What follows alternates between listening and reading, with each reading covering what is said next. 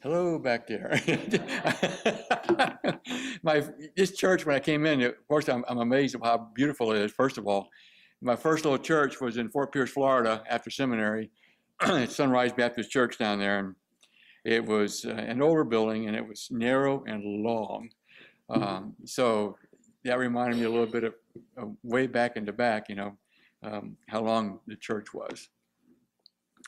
I promised that I would finish up what we started a few weeks ago when I introduced you to the role of Air Force chaplains in Southern Baptist life. And it's a big deal. I forget at last count how many Southern Baptist chaplains were serving in all the armed forces, but it was probably close to 200 across all the armed forces. And that's just Southern Baptist. Of course, all denominations are represented in the chaplain corps.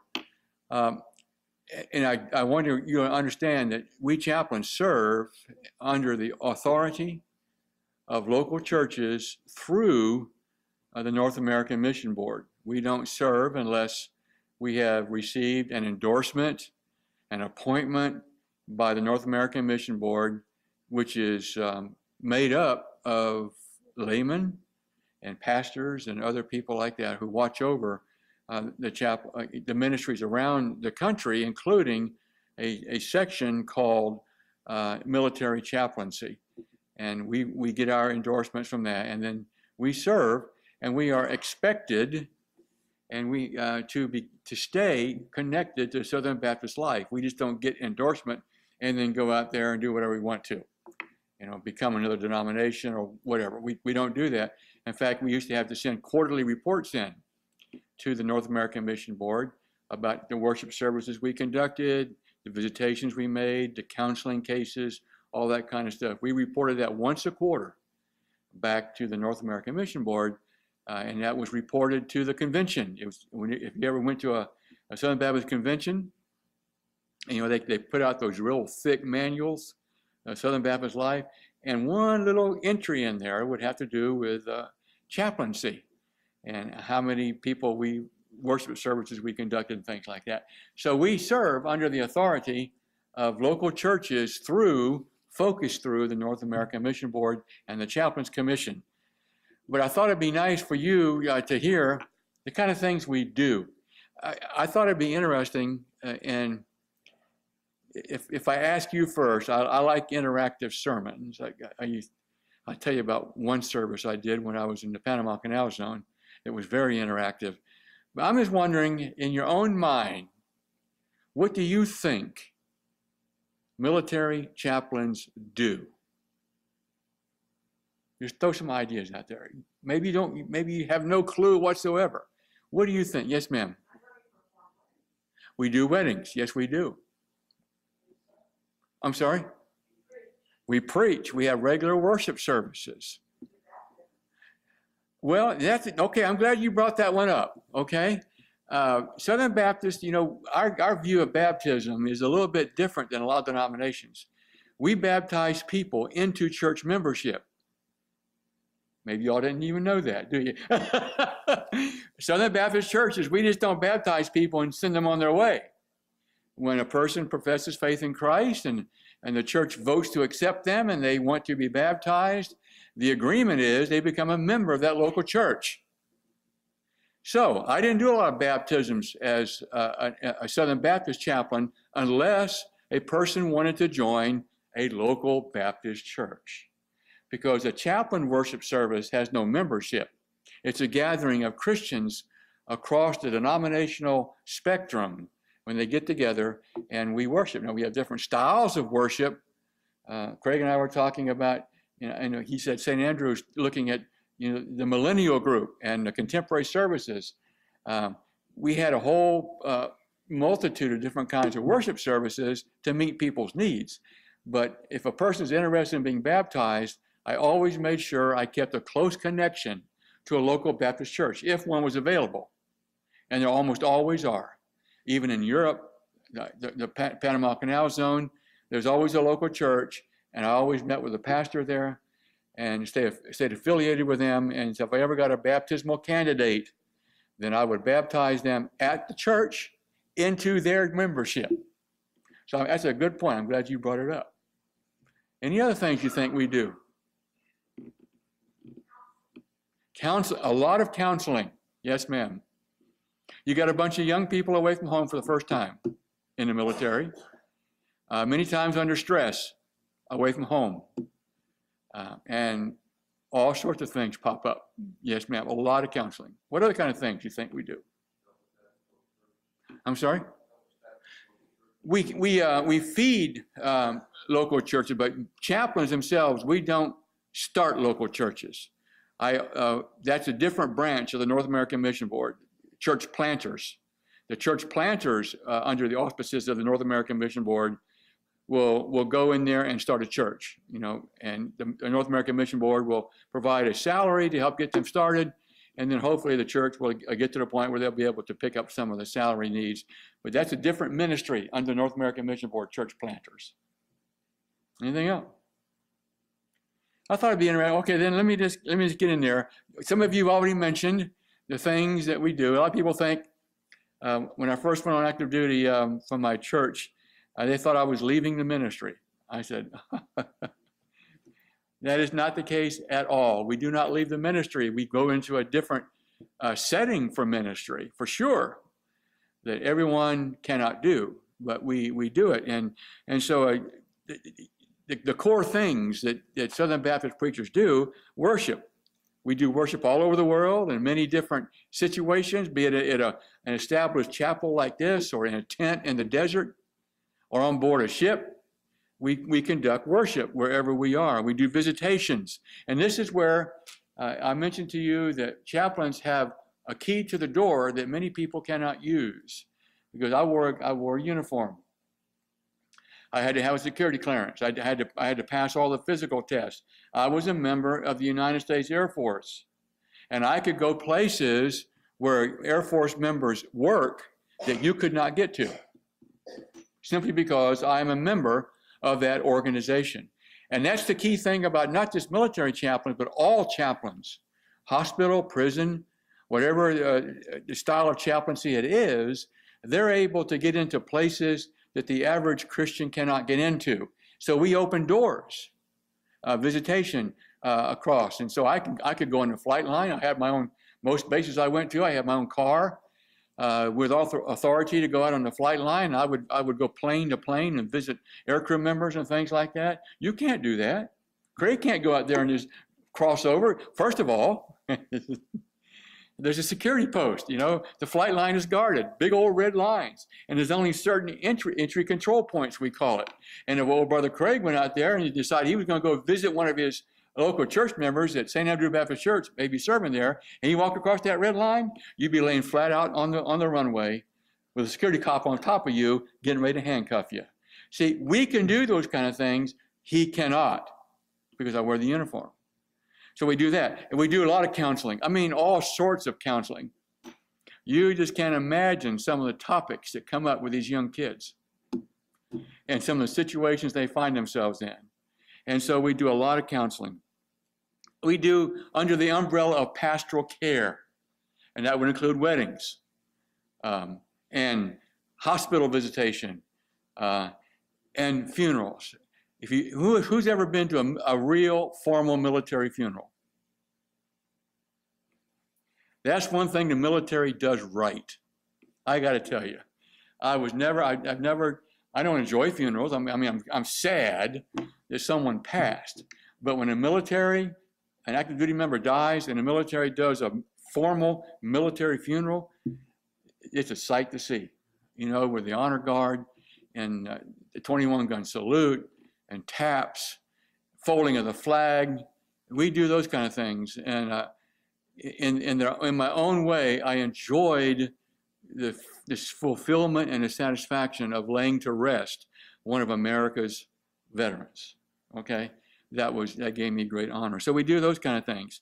And of course, we deploy around the world in support of military actions or humanitarian efforts. Wherever the military goes, chaplains go with them. Who do you think established the first chaplaincy in the United States? Who was the first chaplain? Anyone know? Don't know him by name, but I can tell you who he worked for. He worked for George Washington. Okay? George Washington had this little war we call the Revolutionary War. Remember that one? Okay? Something that means a lot in our history.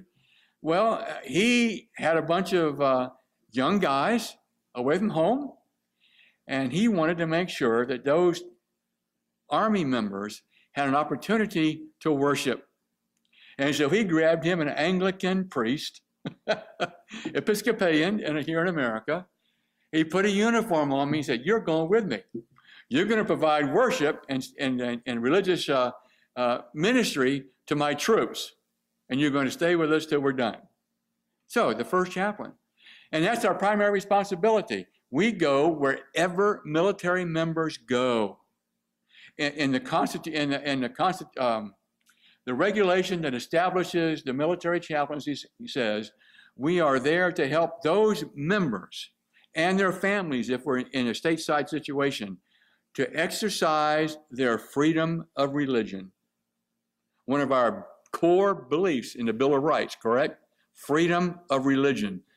And if you're overseas somewhere and don't have a place to worship, how are you going to do it unless you have a chaplain there who can help you establish a situation where you can worship? So we go on deployments everywhere. We do education. I had Sunday school everywhere I went. Had vacation Bible school, used Southern Baptist literature wherever I went. We did career counseling. We did all kinds of educational things as a chaplain. So we did all those under the umbrella of a military chaplain. And my sermon at a military worship service is just the same as it would be here. Salvation, confession. The only thing I can't do is offer church membership unless they want to join a local Baptist church, and I can help them do that. So those are the kind of things, those are the core things that we did. Didn't leave the ministry, just changed uniforms from a black one like this to an Air Force blue, okay?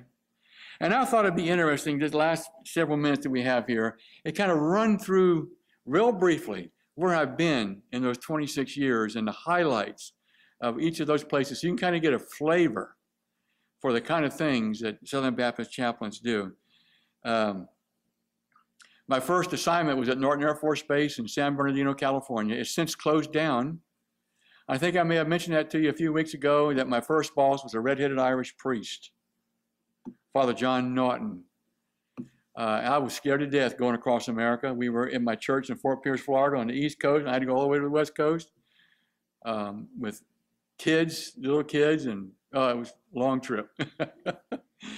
But my first boss was a red-headed Irish priest. He taught me more about being a pastor, and I'm talking about pastor, not preaching, the pastoral care part of it, than any other person I ever worked with, be it Baptist, Methodist, who knows. He knew how to be a pastor, and he insisted on us doing those kind of things. Another thing he did for me, and this is kind of funny, he taught me discipline when it comes to the length of church services. Oh. Did you notice this morning we were done by noon? Do you all notice that? That comes by training, all right? Jesus never preached long sermons, did he? What was his longest sermon? And I challenge you, read through it and see how long it takes you. Not very long. Most of his stories are little parables, right? So he didn't take a long time preaching, and these preachers who get up here and preach for an hour and a half and stuff like that, that's insane. But Father John Norton had an interesting thing. We had a big program out there at Norton Air Force Base, and he said, Richard, one of the things, when I first got there, he said, listen to me. I'm important. You have a start time and you have an end time for your worship service. You start, you finish, and if you don't finish on time, we're going to have a come to Jesus meeting on Monday morning.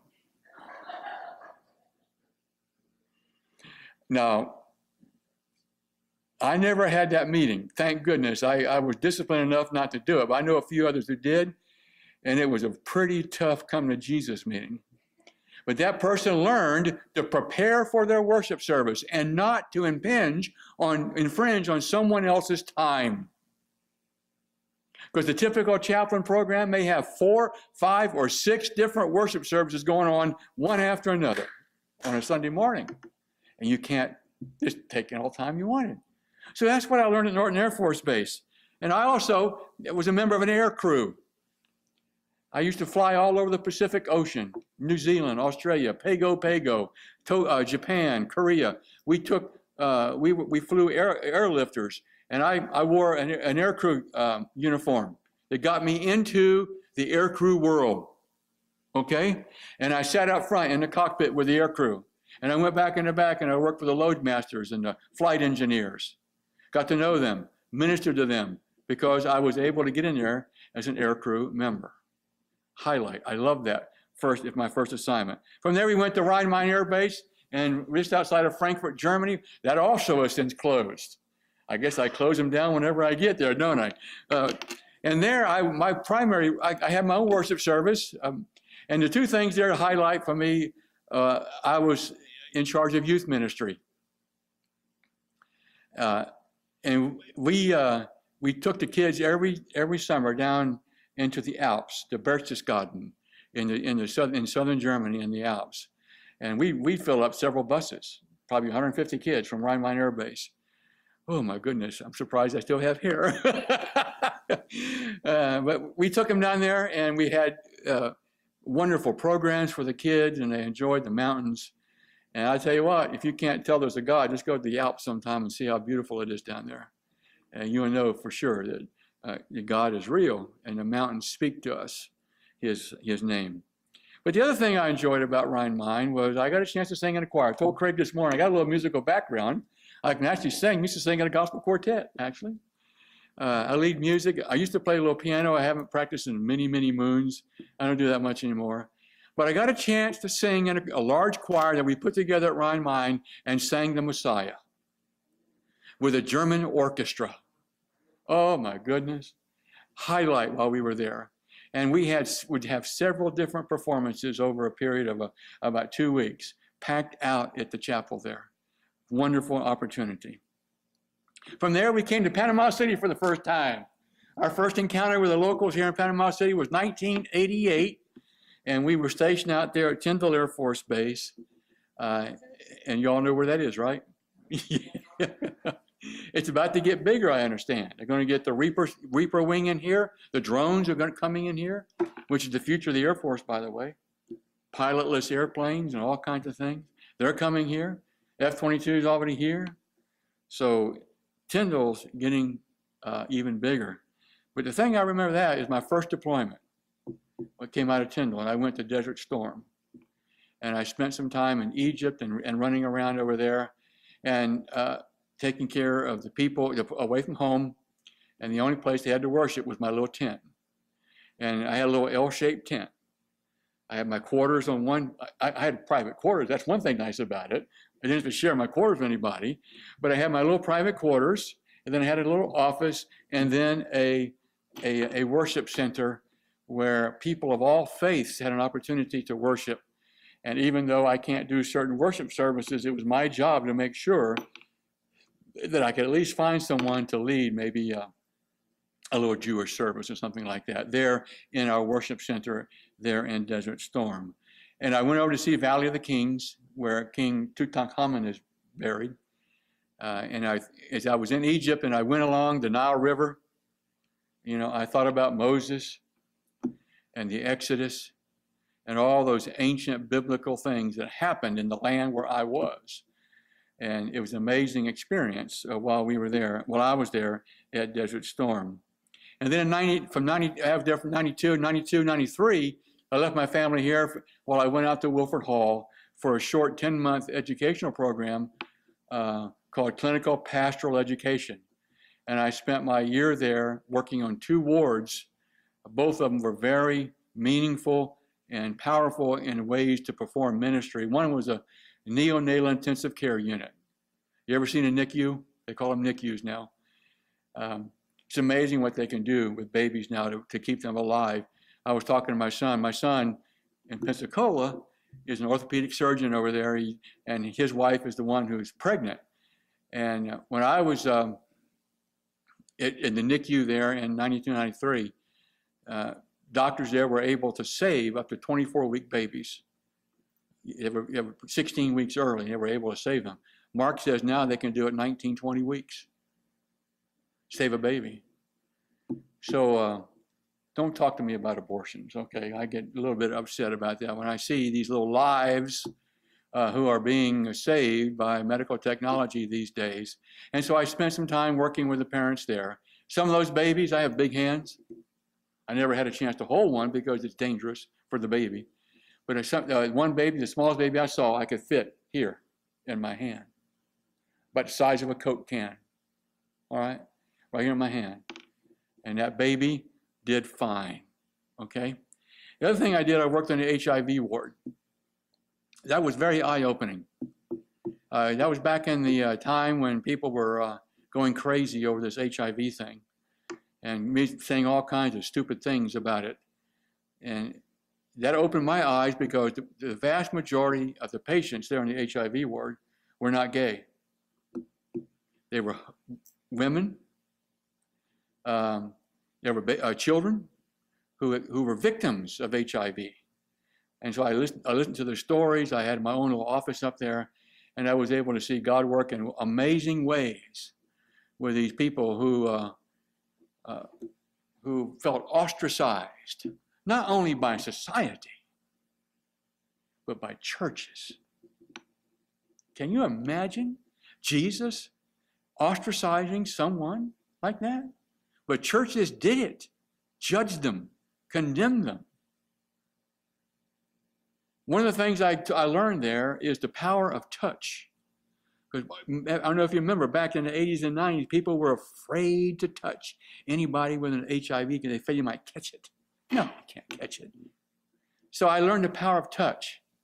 Holding a baby with HIV, holding a child in my lap with HIV, and watching the mother's face just cry because people had been afraid to touch their baby. You think Jesus would have touched them? Absolutely. So I learned that while I was at Wilford Hall. From there, Jan and I and the kids went to Howard Air Force Base in the Panama Canal Zone. Anyone ever been down there to the Panama Canal Zone? It's quite pretty. Great fishing down there. We fished in the Panama Canal, caught peacock bass every Tuesday, Fat Tuesday. You all know what Mardi Gras is around here. People, do Mardi Gras here in this part of the country. Mardi Gras starts on Ash Wednesday. Well, Tuesday before Ash Wednesday is what they call Fat Tuesday. So the men in my chapel there, we always went out fishing on Fat Tuesday, on the Saturday before Fat Tuesday, and then on Tuesday evening we'd have a Fat Tuesday fish fry. Well attended too, by the way.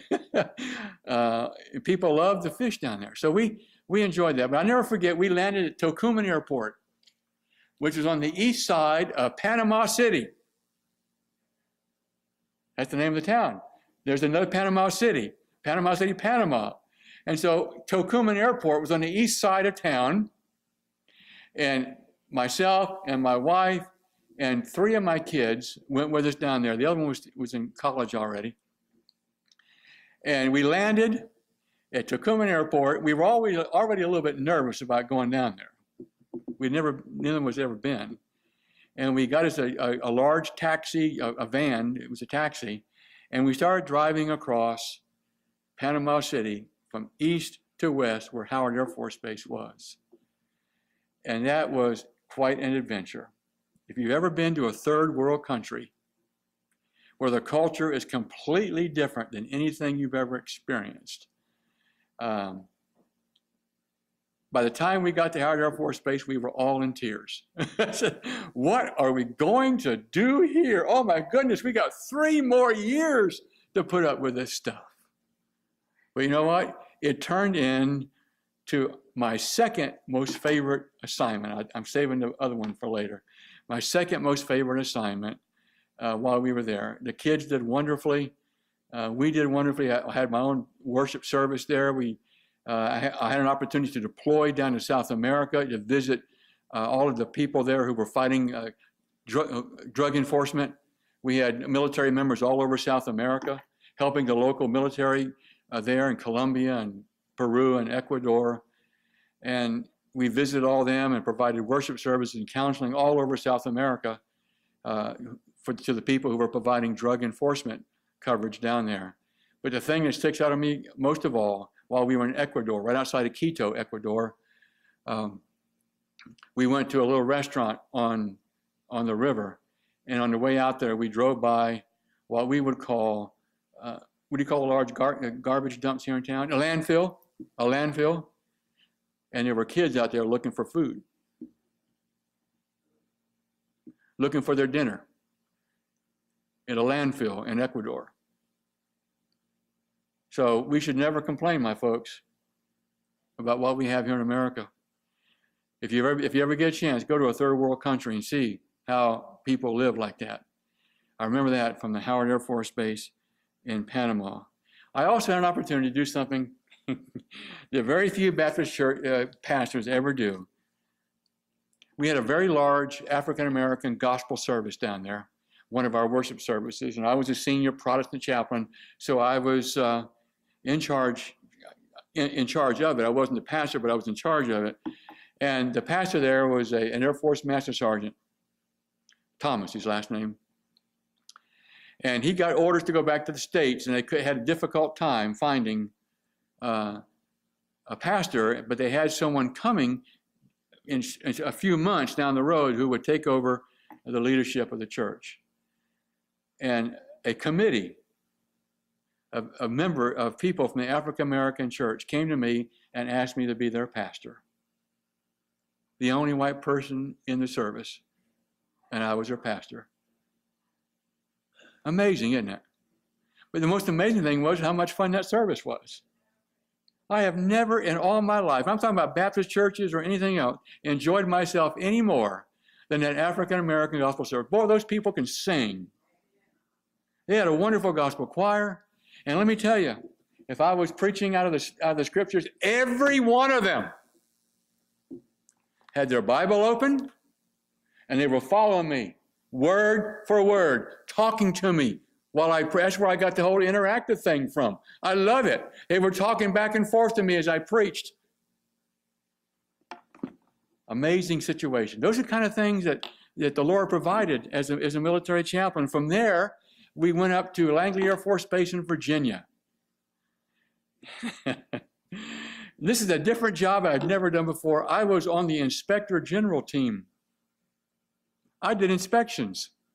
No, I had my own, I didn't have a worship service. I went to a church there locally, but I traveled all over the country, all over the world, doing inspections, making sure that chaplains were doing their jobs, okay?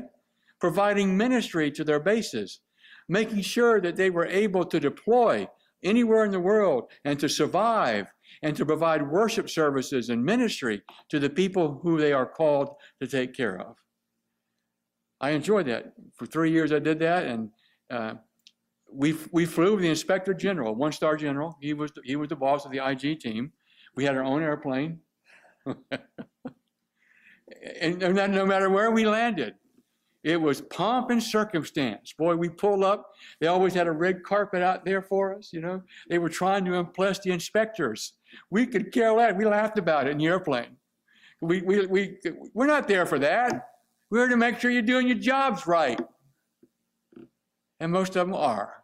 But I enjoyed that. And from there, Jan and I went to Montgomery, and how you say it right? Montgomery, Alabama. And I worked at what was called the Chaplain Service Institute. I was in charge of education for the entire Air Force Chaplain Corps while I was there.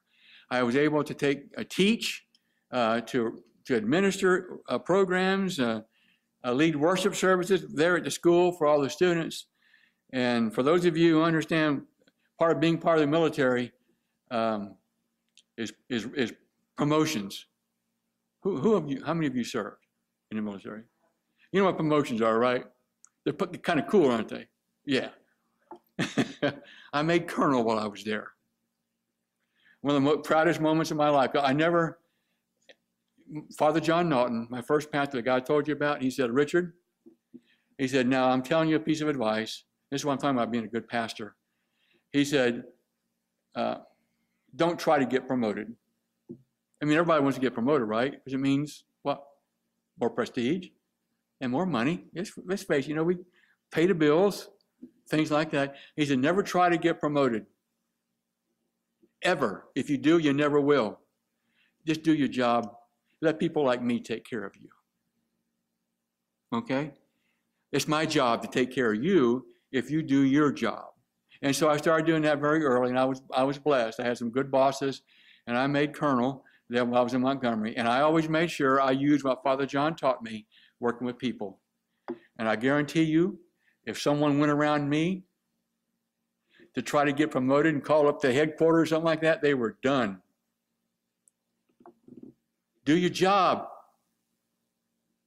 And I did that while we were at CSI. From there, we went to Keesler Air Force Base, Biloxi, Mississippi.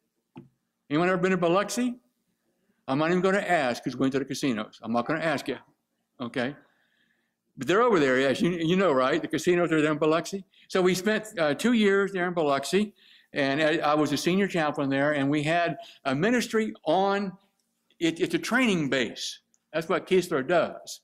Had a huge, as big as most colleges, dormitory after dormitory filled with students learning all sorts of things for the Air Force. When they left there, they would be doing their jobs. And so we had a place we called the Fishbowl. We had a satellite ministry office right there in the center of all the training students. So they saw us. And we would provide all sorts of different kinds of programs and ministries and counseling, food, air conditioning. If they're out there on the parade field in July and August, they love to come into the fishbowl and get a cool drink of Kool-Aid or something and sit there in the air conditioning of the fishbowl. I thoroughly enjoyed that ministry there of student ministry. We're talking about college level students at this point. But one of the neat things we did, the guy I had in charge of the fishbowl was a major, a young Presbyterian minister, and he knew how to play bagpipes. We're going to Scotland next month, by the way, for 2 weeks. We're leaving on the 15th of August, going to Scotland. I love that culture over there. But anyway, his name was Dan, and Dan used to go out there every evening. The kids would have a bit of a parade, and then they'd run and exercise around fishbowl area, several hundred at a time. And Dan Gilbert will walk out there, and he'd take his bagpipes with him, and he'd stand in front of the fishbowl, all those kids out there, and he'd play hymns on his bagpipes. And the last one he always played was what? Guess what? Amazing Grace. You got to play Amazing Grace on a bagpipe, right? And he'd play Amazing Grace just as the sun went down, and those kids loved it. Those are the kind of things you can do when you're wearing the Air Force uniform. And then from 04 to 06, Jan and I, all the kids are grown now. We were by ourselves.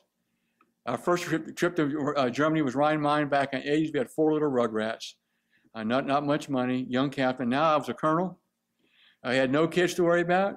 So this trip was Mom and Dad's trip to Germany. From 04 to 06, we went to Ramstein Air Base in Kaiserslautern, Germany. And that was my best assignment because it was a war-fighting assignment, dating back to George Washington and the fact that our primary purpose as military chaplains is to be there for our troops, sailors, airmen, wherever they are, to provide them ministry. At that time, Iraqi freedom was in full throat, people being shot, killed all the time. When the airplanes picked up the wounded there inside Iraq or Afghanistan or wherever they would fly directly to Ramstein, nonstop, and land on our runway. Landstuhl hospital was up on the hill, but they had to get from Ramstein to Landstuhl for coverage. Every one of my chaplains had to pull duty down there. We met every airplane that came in from the desert to make sure those kids had what they needed. Many of them were still in their battle gear, still dirty, with desert dust, bleeding. And every one of my chaplains were there to meet them, have prayer, make sure that they got what they needed before they get on the ambulance and went up to Landstuhl for inpatient care. But that was a huge responsibility. We had 19 different chaplains there at Ramstein. Every major faith group was represented: Jewish, Muslim, Greek Orthodox, Catholic, Protestants of all kinds. We had 7 chapels operating 30 worship services on a Sunday of different kinds. We had a very, very large African-American gospel service there. I love going back over there again. You know, my history at Howard. Used to love to preach over there. They ran about 600-700 people every Sunday in this gospel service. Had a huge contemporary service. Big old praise band, Craig. About 500 or 600 on Sunday morning. $5 million budget of chapel offerings while we were there. That was an amazing opportunity for us to enjoy overseas ministry, war ministry, and still have a large program in order to provide ministry to the people who were left behind back home. And then our last assignment, as we closed this evening, was over at Eglin Air Force Base, Fort Walton Beach, Florida. It gave me an opportunity to transition back to civilian life. I was ready. I was tired. It's been a good ministry, but I was ready to get back into Southern Baptist life, become a civilian. And the ministry there wasn't as robust as I was used to. So it gave me the opportunity. My wife came on over, got her a job at Tyndall. We built a house out on the east side of town. That's where we are currently retired at. I retired July 1st, 2008 out of Eglin, and it was a wonderful opportunity to transition back to civilian life. So I would encourage you to support your chaplains wherever they may be as Southern Baptists. I just wanted to give you an idea what your representatives do around the world. And here's the neat thing about it. You don't have to pay a penny. The government takes care of all of our expenses, everything. All you got to do is pick the right people and trust your chaplains commission up at the North American Mission Board to pick the right people to go forth into the military environment and provide ministry to people of all types across the spectrum of ministry in the military. Now, it's not the kind of sermon I offer an invitation, but I think we do need to have a closing hymn, right, Craig? And the number is 697, if I read my bulletin correctly. The Way of the Cross Leads Home. I'll hang out here for a few minutes after service if y'all have any more follow-up questions about the military chaplaincy. If not, I'll see you. Let's stand together while we sing 697. Craig?